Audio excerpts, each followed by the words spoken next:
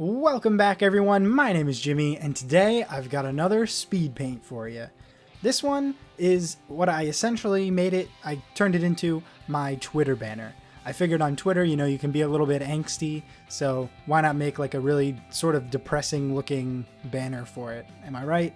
I drew this, I drew the sketch of this, and then I decided to fully go for it and really like make it like a full piece. So obviously here you go, this is a speed paint of it. This took me about 2.5 hours to build, like all the pieces, like even like this front part and the back, everything all together. It was about 2.5 hours. I know that might either seem like a lot or a little for some people, I don't know. For me it was like a pretty good amount of time. I think it felt fulfilling. Like after I finished it, I was like, yeah, this is really, I'm happy with this, you know what I mean? I kind of figured on Twitter and other, social media sites, there's sort of like this thing with banners where each banner that someone makes, it's got like a theme to it. It's hard to explain, but all the banners I've seen and that I researched, they were either extremely simple, like a lineup of all the characters that an artist has, or like that artist themselves, or there was like a few different kinds. Maybe I'll make a video about it at some point, like all the categories of different like banners that you can make.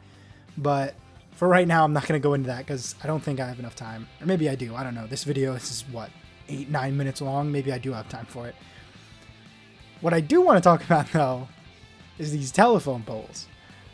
I don't know why I had such a fun time drawing telephone poles.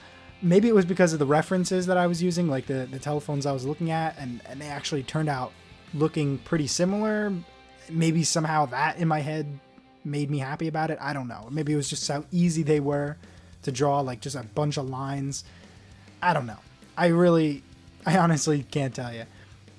But I can tell you that they were very fun to make. And I don't know if there's any artists watching. I'm sure there are a few. If you want to make a telephone pole, do it. It's a lot of fun. Maybe it's part of that like retro look, or like that cityscape look, but I don't know, like the wires, they just look so cool, and I'm so happy that I could actually do it. At first I thought I wouldn't be able to, but then like I just used the silhouettes for everything, and that made it a lot easier. Just instead of doing all the detail for it, just the silhouettes, that made it really easy, and it made me happy when I was finished with it. So anyway, I'm sure you're listening to the music. It probably doesn't sound very interesting or unique. I wanted to use the Fooly Cooly music from the anime FLCL, Fooly Cooly, because this image is actually inspired by a piece of art that I found on the internet, which I believe that piece of art was photoshopped from an original frame from Fooly Cooly, I think. I'll show both of the images on screen while I'm talking about this.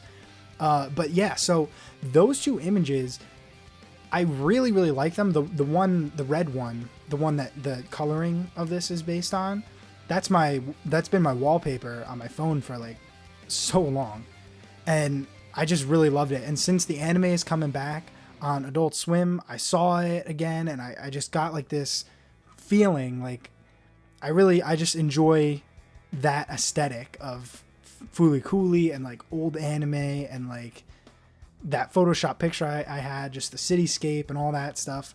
So I decided to make this, and well, here it is. I don't know what to tell you. It's right there in front of you. This is it. This is what came out of my inspiration. When I was thinking about doing this, first of all, I had the idea for the Twitter banner, and that was obviously the reason why I made this was for Twitter. So I stretched it out, made it long, and then as an artist, you have to think about like, where do you want the light? Where do you want the characters? Where do you want the backgrounds? Like how do you want that to look? So I decided that in the center of the piece, there was going to be the sunset, similar to the image that this was inspired by. And as I was thinking about that, I thought, hey, wouldn't it be great because obviously I'm the one standing there, like that's me standing there. I thought, why not put me there? And then instead of standing and looking at the sunset, why don't I do something? And I thought, well, this is sort of like a post-apocalyptic type deal, so why don't I I don't know, kick a can in front of the sunset and make it look cool. That's exactly what I did. So right here, you just see that, excuse me.